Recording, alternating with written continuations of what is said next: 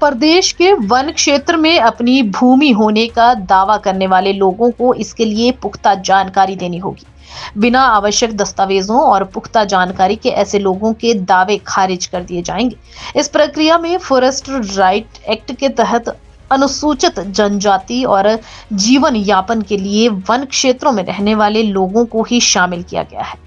यह बात एसडीएम सुंदरनगर अमर नेगी ने आज खंड विकास कार्यालय के सभागार में आयोजित पंचायत प्रतिनिधियों और सचिवों की बैठक के दौरान मीडिया से जानकारी साझा करते हुए दी।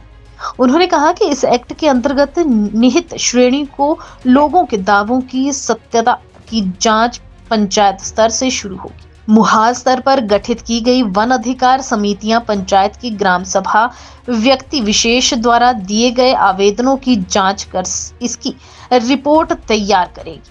इसमें राजस्व और वन विभाग द्वारा भी जांच की जाएगी।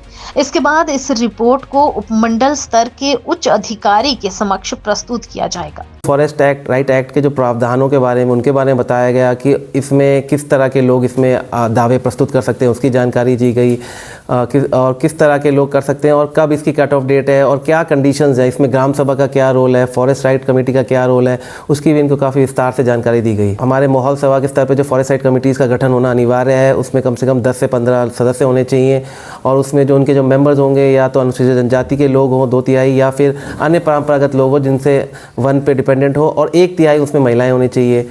एंड सिमिलरली ग्राम सभा उनका गठन करेगी और ग्राम सभा उसके बाद नोटिस इशू करेगी और उसके बाद जो कार्रवाई है, जो क्लेम्स की छानबीन है, जो डिफरेंट फॉर्म्स पे क्लेम आवेदन आएंगे उसकी छानबीन फॉरेस्ट राइट वन अधिकार समिति करेगी, मौके पे जाके करेगी, अपनी एक डिटेल रिपोर्ट बनाएगी जिसमें रेवेन्यू के और फॉरेस्ट के अधिकारी उनका सहयोग करेंगे और उसके बाद वो डिटेल रिपोर्ट वापस ग्राम सभा में जाएगी। ग्राम सभा उसका अनुमोदन करके SDLC पे आएगी और उसके उपरांत वो DLC पे जाएगी अप्रूवल के लिए।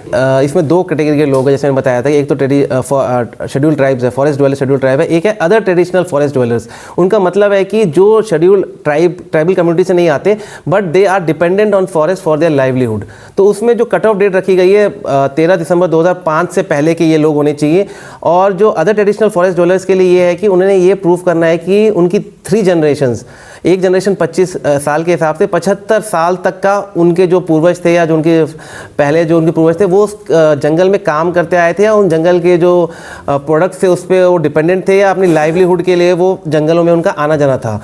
तो जो हमारे जो FRA के रूल है उसमें रूल नंबर 13 के अंदर कुछ स्पेसिफिकली एविडेंसेस हैं, डॉक्यूमेंट एविडेंसेस है जो उनको प्रूव करने हैं, चाहे वो मतलब एक सीनियर सिटीजन की गवाही हो गई या किसी और तरह का कोई गवर्नमेंट का रिकॉर्ड हो गया या सेटलमेंट के टाइम का कोई रिकॉर्ड हो गया या कोई भी और कोई ऐसा रिकॉर्ड जो रूल नंबर 13 के अंतर्गत है। वो 2 दावे प्रस्तुत कर सकते हैं और वो और अगर इंडिविजुअल राइट्स है तो उन्हें फॉर्म क भरना है। सिमिलरली 3 तरह के फॉर्म है, क ख ग, इंडिविजुअल, कम्युनिटी राइट्स और वहाँ पे उसके जो प्रोड्यूस है उसकी मैनेजमेंट के लिए।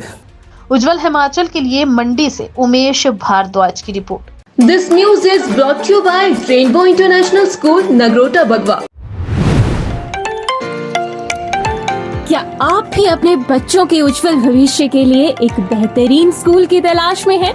अगर हाँ, तो रेनबो इंटरनेशनल स्कूल आपके और आपके बच्चों के सपनों को हकीकत में बदल सकता है, जहां पर आपका बच्चा एक किताबी कीड़ा ना बनकर अपने टैलेंट को निखारेगा। क्योंकि यहाँ पर जर्मन भाषा, कैम्ब्रिज लर्निंग, रोबोटिक्स, माइक्रोसॉफ्ट और खेलो इंडिया के अंतर्गत वेट लिफ्टिंग, टेबल टेनिस, तैराकी, जिम्नास्टिक और हॉर्स राइडिंग जैसे खेलों का प्रशिक्षण दिया जाता है। रेनबो इंटरनेशनल स्कूल 10वीं और 12वीं में बेहतरीन परिणाम दे रहा है और यहाँ से पढ़े हुए विद्यार्थी आज कई महत्वपूर्ण क्षेत्रों में अपनी सेवाएं प्रदान कर रहे हैं। तो आज ही जाएं रेनबो इंटरनेशनल स्कूल नगरोटा बगवा में और अधिक जानकारी के लिए आप संपर्क कर सकते हैं 78078492222 पर।